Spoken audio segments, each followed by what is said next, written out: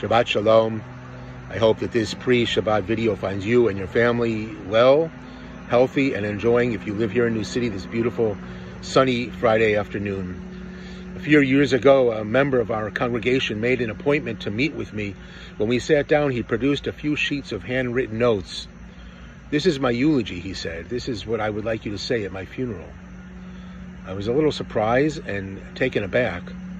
The congregant was in relatively good health and had no special reason to think his death was imminent, but as we read through his notes together, some details about growing up, his family reflections on life, I understood that he just wanted to be sure it all got taken care of one day when the time would come.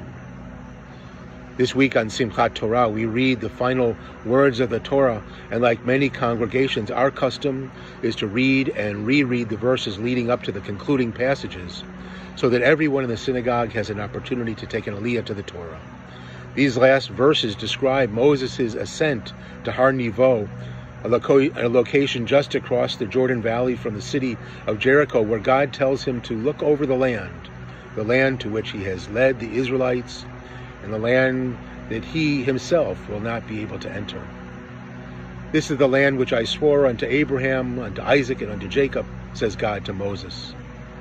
And then, in verse 5 of chapter 34, the Torah tells us that Moses, the servant of the Lord, died there in the land of Moab, according to the word of the Lord. No one knows his place of burial.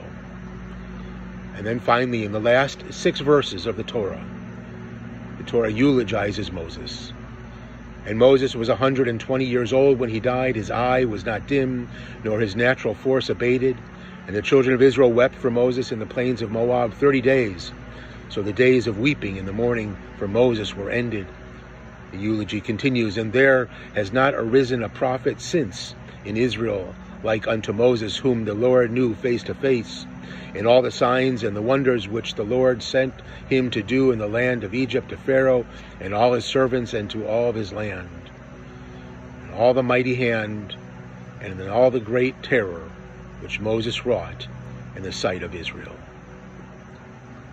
So ends Torat Moshe, the Torah of Moses, so named because, according to the books of the prophets, the rabbis of the Talmud, as well as the rabbinic scholars that followed, Moses himself wrote the Torah.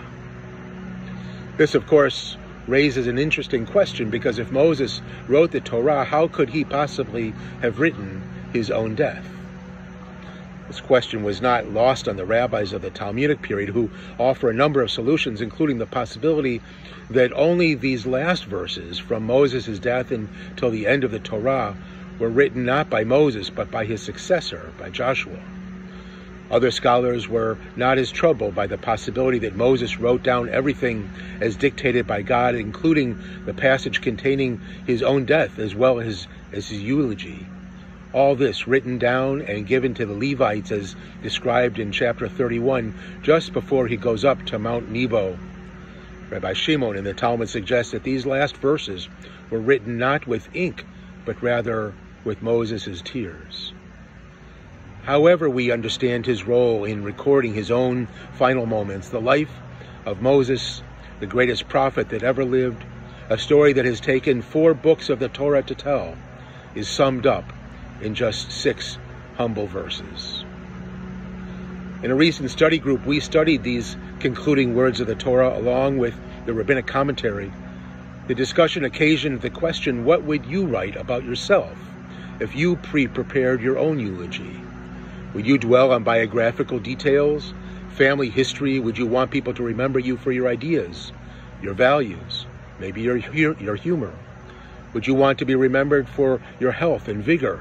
Or would you want people to think about the life lessons you tried to impart to your family?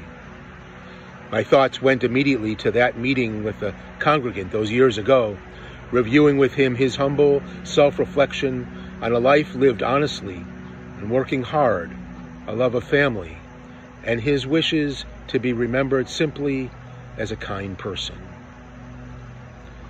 As we head into the last days of our high holiday season, we recognize that these weeks have been marked by both somber reflection and unbridled joy, as they provide the backdrop for us to reflect on how we ourselves wish to be remembered one day. Wishing everybody a very special Shabbat Shalom, a Chag Sameach, and a year filled with peace, health, and happiness. Shabbat Shalom.